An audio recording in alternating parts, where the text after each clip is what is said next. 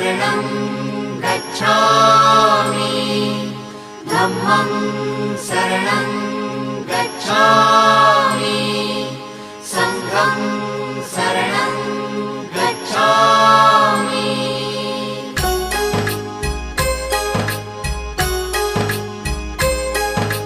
बुद्धं शरणं गच्छामि धम्मं शरणं गच्छामि संघं शरणं गच्छामि। त्यागमूर्ती तू शांत चित्त तू योग रूप संसारी दया प्रेम अन मानवतेचे प्रतीक तुझी ईश्वरी